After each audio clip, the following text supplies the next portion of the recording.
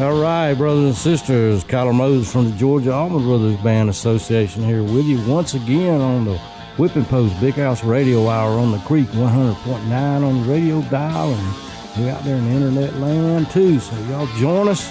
We got a real special show from the 2000 era of the Allman Brothers Band for y'all, or the Allman Brothers Rescue Unit. We'll explain that a little bit when we come back from commercial. And got Brother John Linsky and Brother Richard Brent from the Big House here with me. So y'all jump on in the creek with me.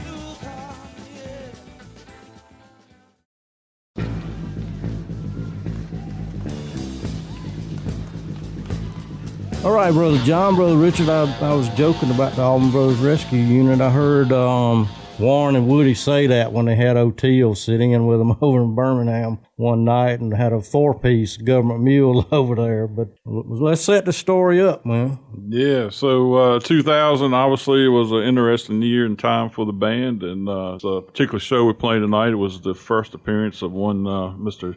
Jimmy Herring will make his appearance with the Allman Brothers Band to do the summer tour with them. And John, why don't you fill the folks in on what was happening behind the scenes there? It was a very emotional time. You know, emotion is something you can't recreate. And so it's hard to get today, 26 years later, the depth of the uncertainty, the disappointment, animosity, etc., the misunderstandings about Dickie's situation with the band. The point was Dickie was not going to play that summer. And so they needed a substitute. You know, Warren Haynes was not available, obviously, because of his and Alan Woody's decision. So thank God Mr. Jimmy Herring was available. And Kyler, to your point, the Allman Rescue Unit, Jimmy's experience with ARU, his relationship with Derek and O'Teal. He was Frog Wings. He was the right guy at the right time for a limited time. Yeah. Jimmy made it clear, I'm not doing this for an extended period. I'll do it as a favor. And the band obviously was going to need another vocalist anyway. Greg could not carry entire shows by himself. Yeah, and so, you know, the set list during this time obviously featured a lot of instrumental songs, and for that very reason is that, you know, Greg just simply needed a break, and he just couldn't do a whole show, sing every song, you know, be the only singer. Because in the past, you always had really, you know, you had Dickie to sing, you had Warren to sing. Even when Jack Pearson was touring with the band, Jack would sing some. So there was always people to give him a break. But in this case, there wasn't. So that meant more instrumentals. And, of course, that meant more experimentation. To the point. Well, the Colonel Bruce connection that Greg. Yes, sir. Said that the Colonel Bruce stole his band or whatever. Yeah, you know. But look, when Jimmy had sat in with him in '93. Don't forget that part now. Yeah, he got thrown to the wolves on that one. Like I said, thankfully he was there, but he was, you know, basically Dickie was a no-show. Man, tough situation. I believe that was on the Horde tour, John, or was it? Yeah, there was a situation in Saratoga Springs. Dickie was off for the rest of the tour. The next night was in Stowe, Vermont. And thank God ARU happened to be there. And Haynes and Jimmy sat down very briefly. And as you said, Kyler, it was really Jimmy just... He had never played them songs before. I mean, they were certainly a soundtrack to his life, so to speak. You know, he was, you know, it's something he grew up and familiar with the songs in the back of his mind. But I remember, you know, through conversations that, you know, he said they had to basically, during that show, that he and Warren went to a tent and kind of with acoustic guitars and woodshedded, you know, just to, exactly. You know, but pretty again, amazing, it speaks to the musicianship of a professional musician to be able to do that, to be in front of, you know, about to stand in front of thousands of people and play music with a band that you've never played with and people you've never played with and be able to pull it off. And he did. And so here we are at Virginia Beach. What a way to kick the tour off, man. It truly was. The decision to open with Mountain Jam was a big statement. They had not played Mountain Jam in forever. Dickie didn't want to play Mountain Jam, was basically the reason. So the statement's going to be made. And there was nothing like hearing those timpanis, Butch's timpanis rolling people recognized what it was, and it was like a tsunami. Yeah, oh yeah. Just sweeping over the crowd. And then they were off and running, Kyler. Well, folks, you need to sit back because we've got about 30 minutes of music coming for you. Yeah, we're going to hit you right upside the head real quick. Just one thing to listen to, and I've made some notes, man. And John, y'all will appreciate this. You're sitting here, the aggressive groove and just, man, even the shredding in here is so soulful. O'Teal acknowledges Oakley's solo when he cuts loose. Butch is slamming through the whole thing with. Well, there's somewhat of a rejuvenation with the band. I think you can feel the energy, a sense of purpose. No question. Yeah, there was, like I said, John said it perfect in the beginning. There was a statement to be made, and they were making a statement. So crack open a beverage and sit back. And let's go. Roll them if you got them, whatever. But anyway, we're gonna turn it loose with and this again to me this. I heard variations of Mountain Jam even when back in '93 when Dickie did come back and they played it a few times. But this is close to the Eat a Peach version to me, without going into the Will the Circle Be Unbroken part. So, but everybody in the band just shines on this. So y'all sit back and enjoy Mountain Jam from the Allman Brothers Rescue Unit 616-2000 in Virginia Beach, Virginia. Maybe we'll call it Virginia. 100.9 Creek, where the water's always high.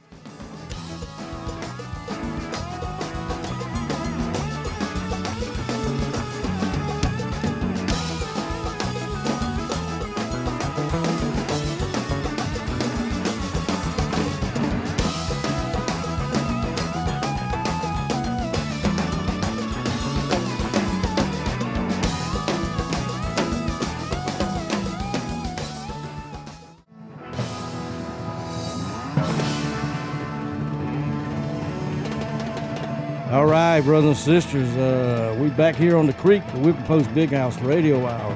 Woo! I know we played some music for y'all. Hope y'all enjoyed it. Yes, sir. That was a good one. We got to go to commercial break. We got a little bit more to show to finish up the second half, and probably got some more of it coming in the next episode too. So thank our sponsors, and we'll be back in a minute or two.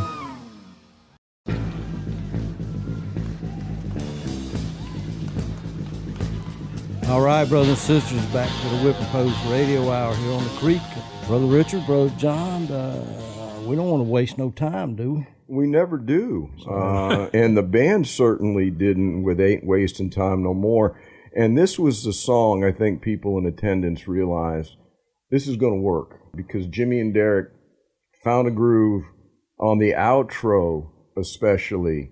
They were trading back and forth, and for the first time, I just felt, this is going to work. Did Jimmy play a lot of notes? That's what Jimmy's known for. Was it different than Dickie?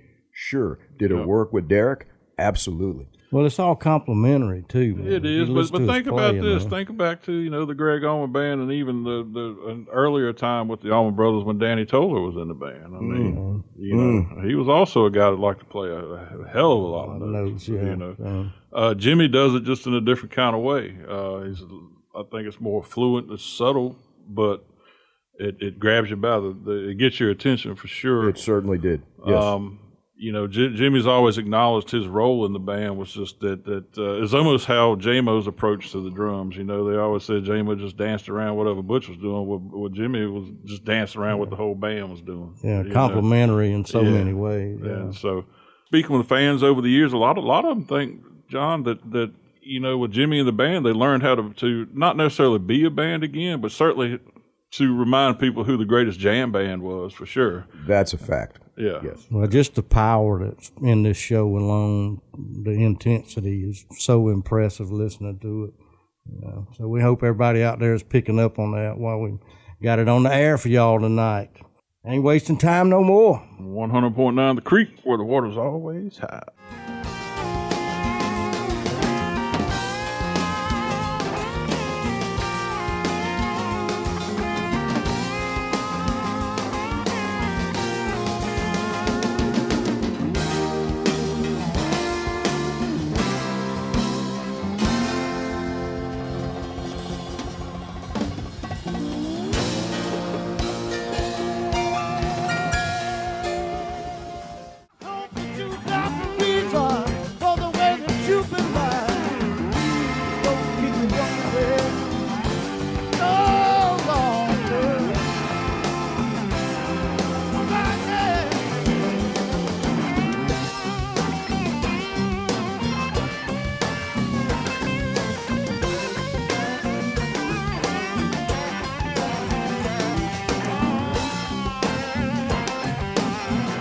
All right, brothers and sisters, we followed up Ain't Wasting Time No More with Richard Brent's favorite song. Yeah. Talk about it, Richard. Don't keep me wondering. Well, like John said previously, people said, well, this is going to work, Well, when you hear this song, you definitely know it's going to work. I mean, let's just Otel and Derek were working for sure. Real hard. Overtime. Yeah. All right, y'all. I think we got another great instrumental for y'all coming. The wonderful Dickie Betts composition, High Falls. I think all of us can agree that if there's one song that Jimmy Herring was meant to play, it would be John. It absolutely, positively, Jimmy was meant to play on High Falls. 100%. And to hear that little melodic intro and realizing what you're going to get to hear was a treat. Yeah. And then the way that they delivered was fantastic. And it was a little bonus, too, because Greg took an organ solo, which displayed, we all know how good he was on the Hammond. It was just cool to hear it on High Falls. Yeah. Yeah. Well, one thing, and I thought about this anytime I've ever listened to this piece of music, and it is such a great composition. The place itself that inspired it was up there close to the farm in Juliet. And if you've ever been up there, for folks that aren't from around this part of the world, it's not really a high falls, but it stretches out for hundreds of yards. And if you've been up there when it's calm, you used to could walk out on the rocks and it'd be real peaceful and all. Then when if we got a storm or something, then it'd be just rushing waters down through there. So when Dickie wrote this, I think that composition really captured the spirit and essence of that place. Well, maybe it was just High Falls, not so much in height, Kyler. Maybe just a nice place. Well, it is. It is on the fault line up there too, brother. There is that. Well, I do encourage people to go up there and visit. That one. Yeah, visit the place if you're ever up and down I-75 between Macon and Atlanta. So. Well, they spent a lot of time there when they were, making the movie with Return to Macon County. All that stuff. Macon County. I know Butch had his Tall Dogs guys take pictures up there with Butch's Brew. And Dickie was spending time with dude from Miami Vice, Don Johnson. Don Johnson. Yeah. So Dickie and Don would spend quite a bit of time at High Falls, and so it's a great place to visit and hang And again, what Oteil does in this, man, he just that bass line. He made Lamar proud. Yeah, for sure. All right. But again, with just if you really listen to this song, you listen to how Jimmy approaches it. I mean, yes, it's a lot of notes being played, but it's so perfect. Absolutely. I mean, it really is.